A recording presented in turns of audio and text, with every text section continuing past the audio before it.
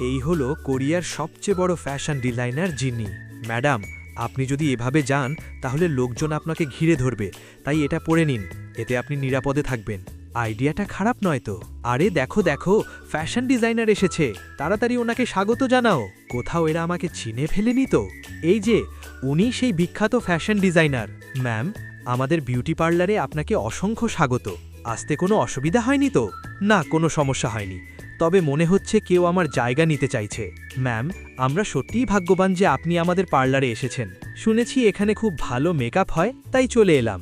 অবশ্যই ম্যাম, আপনি ঠিক জায়গাতেই এসেছেন। আরে, এ তো আপনার দামি ব্যাগের মতো নকল বানিয়েছে। মনে করছে ব্যাগ কপি করলেই আমার মতো হয়ে যাবে। হ্যাঁ, কপি করেছি তো কি হয়েছে, আমারটাই তো বেশি সুন্দর, আর ওটার রঙও তো উঠছে। তুমি জানো তুমি কার অপমান করছো? এই ধরনের মানুষের সাথে তর্ক করাই বৃথা। তুই কি এর দাম জানিস? এটা 10 লাখ টাকার। আরে, এটা তো আমারই ড্রেস, যা আমি আমার কাজের মহিলাকে দিয়ে দিয়েছিলাম। আন্টি, আপনি এই ফ্রকটা রেখে দিন, আপনার কাজে লাগবে, পরে ওকে ঠিক শিক্ষা দেব। সরি ম্যাম, ভুল হয়ে গেছে, পরের বার থেকে আপনাকে পুরো সম্মান করব। ম্যাম, আপনার কাছে তো সবাই মাথা নত করে। হ্যাঁ, মাফ করে দিলাম, এবার চলো এখান থেকে, নইলে ওর আরও অপমান হবে।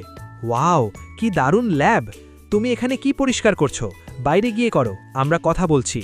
তারপর সেই ফ্যাশন ডিজাইনার নিজের বাড়িতে রাজকীয় এন্ট্রি নিল। আপনি এখানেই কাপড়ের ডিজাইন ঠিক করেন, তাই না? হ্যাঁ, কিন্তু ওই নোংরা কাজের লোকটা আবার এখানে কেন?